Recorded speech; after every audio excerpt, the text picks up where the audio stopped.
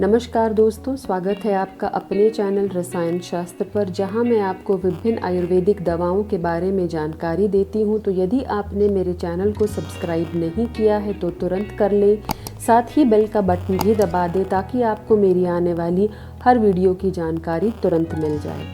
सर्वप्रथम तो आप सभी को नव वर्ष की हार्दिक शुभकामनाएं। मैं आशा करती हूँ कि ये वर्ष आपके लिए मंगलमय और शुभ हो। तो आज मैं आपके लिए लेकर आई हूँ कफ कुठार रस। देखिए, कफ कुठार रस बहुत ही इम्पोर्टेंट दवाई है आयुर्वेद में कफ प्रकृति के लिए, कफ के रोगों के लिए, क्योंकि कफ शरीर में शक्ति का सूचक है और उस बंधनकारी ऊर्जा का प्रतिनिधित्व करता है जो हमारे इस भौतिक शरीर को एक साथ रखती है। आयुर्वेद कहता है कि संतोष यानी कि सेटिस्फेक्शन उन लाभों में से एक है जो एक संतुलित कफ हमारे जीवन में लेकर आता है। यदि यही कफ शरीर में असंतुलित हो जाए तो बहुत सारे रोगों को जन्म दे देता है, जो कभी कभी साध्य और कभी कभी असाध्य होते हैं, माने जानलेवा हो सकते हैं। और उसी कफ को शरीर से बाहर निकालने का काम करता है कफ कुठार रस। जो दवाई शरीर में जमा कफ को बाहर निकाल दे, समझ लीजिए कफ के लिए वो सर्वश्रेष्ठ दवाई है। मेरे पास बैद्यनाथ कंपनी का है और जिसकी कीमत है 137 रुपीज़। आप किसी भी कंपनी का ले सकते हैं। हमेशा की तरह इंग्रेडिएंट पर ध्यान रखिए बस, बाकी लिंक मैं आपको प्रोवाइड कर दूंगी। अब बात करते हैं इसमें मिलाए जाने वाले इंग्रेडिएंट की। तो इसमें मिलाया गया है शुद्ध पारा, शुद्ध गंधक, सोंठ, पीपल, काली मिर्च, लौह भस्म, ताम्र भस्म, सब बराबर मात्रा में। फिर पारा गंधक की कजली बनाकर उसमें लौह भस्म और ताम्र भस्म मिलाई गई है। कटेली के फूलों का रस, कुटकी, धतूरे के पत्तों के स्वरस की भावना देकर एक एक रत्ती की गोलियां बनाई गई हैं। अब मैं आपको बताती हूँ कि ये रस आपको क्यों लेना चाहिए। देखिए, ये रस रोगी को उस अवस्था में लेना चाहिए जब उसकी छाती में कफ इकट्ठा हो गया हो और खांसी उत्पन्न हो गई हो। कफ जो है खांसी में कम निकले, छाती पर कुछ बोझ सा मालूम हो, खांसने पर छाती में दर्द हो, सांस लेने में कष्ट हो, ऐसी दशा में ये कफ को पिघालकर आपको आराम प्रदान करता है। क्योंकि इसमें लौह भस्म और अभ्रक भस्म मिलाई गई है, उसके कारण कफ पिघल करके बाहर आता है।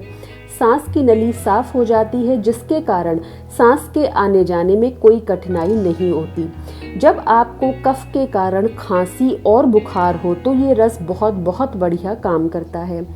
साथ ही उस स्थिति में जब बुखार और खांसी के साथ कफ भी निकलता हो और नवीन कफ लगातार पैदा भी हो रहा हो शरीर में, तो ये शरीर से उस कफ को खींच करके बाहर निकाल देता है। क्योंकि ये अफीम युक्त औषधि के मुकाबले कहीं अधिक लॉन्ग टर्म रिलीफ देता है। धतूरे के रस के अतिरिक्त कुटकी और कटेली के फलों के रस की भावना देने से ये बढ़े हुए कफ का स्त्राव करता है, अपितु सांस लेने में जो परेशानी होती है उसका ये शमन करता है।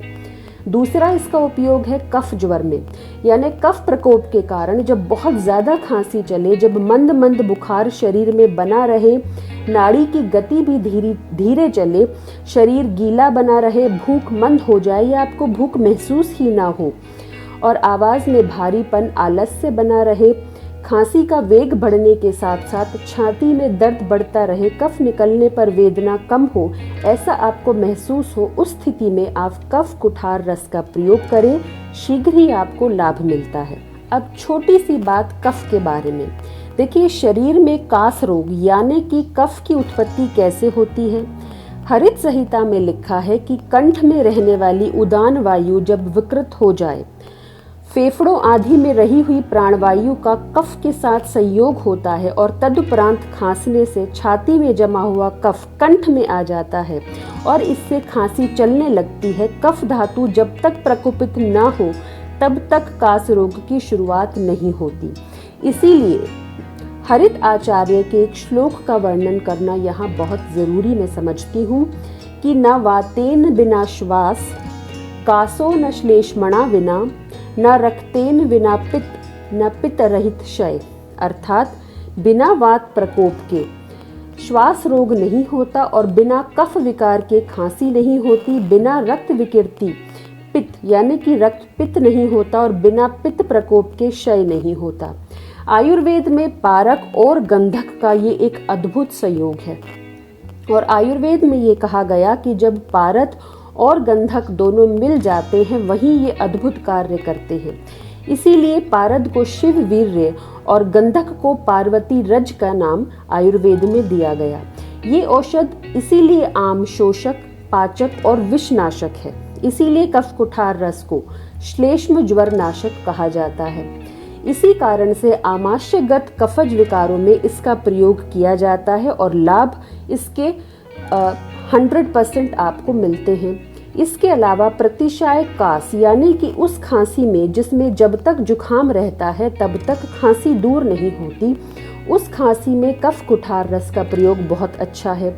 लक्षण क्या है कि जब गले में आपके घर घर की आवाज़ आए और भीतर से कफ न छूटे और ऐसा लगे कि कफ को आप बाहर निकालने के लिए अपनी पूरी ताकत लगा रहे हैं पर वो कफ नहीं निकल पा रहा है, उस स्थिति में आप कफ कुठार रस का प्रयोग कीजिए। अब बात करते हैं श्वास के उन रोगों की जिन्हें आप नाम से पहचानते होंगे और लक्षणों से ज्यादा नाम के द्वारा कफ कुठार रस का उपयोग करके लाभ पा सकेंगे। पहला है ट्रंकाइटिस, एक्यूट ब्रोंकाइटिस, एक्यूट प्रोलेंट ब्रोंकाइटिस। ये दोनों तरह के ब्रोंकाइटिस एलर्जिक और बैक्टीरियल में लाभदायक है क्योंकि दोनों तरह के ब्रोंकाइटिस में कफ बहुत ज़्यादा बनता है और इसका गुण यही है कि यह शरीर से कफ को बाहर निकालती है।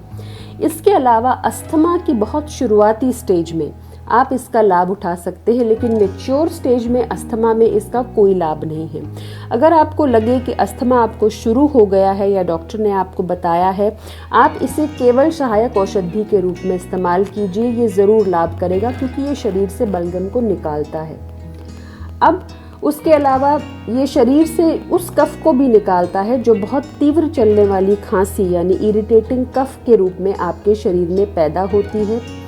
क्योंकि श्वास रोग कफ और वातजन्य होता है, आयुर्वेद में कई प्रकार की खांसी का वर्णन मिलता है। अब मैं यहाँ सबका वर्णन नहीं कर सकती, नहीं तो वीडियो मैं आपको 10 से 20 दे सकती हूँ, लेकिन मोटा मोटी मैं ये कहूँगी कि यदि आपकी खांसी पित्तज खांसी या वात पित्तज खांसी है तो आपको इसका प्रयोग नहीं करना चाहिए क्योंकि ये पित्त प्रकृति वालों के लिए नहीं है, क्योंकि इसमें बहुत तीक्ष्ण और उष्ण औषधियाँ हैं। ये केवल वातज खांसी के लिए ही सबसे ज़्यादा सुखकर है और इसीलिए आप इसका इस्तेमाल कीजिए। अगर आपको पित्तज खांसी है तो उसके लिए आप अन्य दवाइयाँ जैसे प्रवाल पिष्टी, कामदोधा रस इनका इस्तेमाल कर सकते हैं। अब मैं आपको बताती हूँ कि इसे लेने से आपको शरीर में अगर बहुत ज़्यादा गर्मी का अनुभव हो, अगर आपकी पित्तज शरीर है तो आप प्रवाल पिष्टी का उपयोग इसके साथ कीजिए। अब बात करते हैं कि इसको लेना कैसे है। देखिए, आप इसकी 1 से 2 गोली सुबह शाम खाना खाने के बाद, अगर हो सके तो पान के रस के साथ या शहद के साथ लें। दोनों में से कुछ भी ना हो तो गर्म पानी के साथ लें। चूंकि श्वास रोग की चिकित्सा न की जाए और ये बढ़ जाए तो आयुर्वेद में ये कहा गया कि ये रस रक्त आदि धातुओं को सुखाने लगता है। इसीलिए साधारण दिखने वाला ये रोग बड़ी कठिनता से जीता जाता है। पथ्य और अपथ्य इसमें ये है कि जब तक आपको खांसी है, वो सूखी है या गीली है, आप कोशिश कीजिए कि गुनगुना गर्म पानी पिएं। जब भी खाना खाएं, गर्म खाना खाएं, सूखा खाना न खाएं। रुक्ष पदार्थ, छोले या सूखा चना, मूंगफली, इनका सेवन कतई न करें। इसके साथ ही इमरती और गरम जलेबी का सेवन कंठ को आराम देता है। यदि शरीर बलशाली है तो वमन यानी कि उल्टी करें, जिससे शरीर में संचित कफ बाहर आए, क्योंकि कफ की एक सबसे बड़ी चिकित्सा उल्टी भी है, वमन करना। जितना कफ आप शरीर से बाहर निकालेंगे, आप उसे चिकित्सा का ही एक अंग मान लीजिए, क्योंकि कफ को कभी भी संग्रहित नहीं करना चाहिए, उसको शरीर से बाहर निकाल देना चाहिए और यही काम कफ कुठार रस करता है। तो आपकी तरफ से कोशिश ये रहनी चाहिए कि अगर आपका शरीर बलशाली है, आप वमन को झेल सकते हैं, तो आप उल्टी के द्वारा अपने कफ को बाहर निकालें। बाकी काम ये कफ कुठार रस कर देगा। तो आपको मेरी ये जानकारी कैसी लगी मुझे कमेंट करके ज़रूर बताइए। इससे रिलेटेड आपकी कोई भी सवाल हैं तो स्वागत योग्य हैं। अगले वीडियो में मैं आपसे फिर मिलती हूँ, तब तक के लिए मुझे इजाज़त दीजिए। नमस्कार।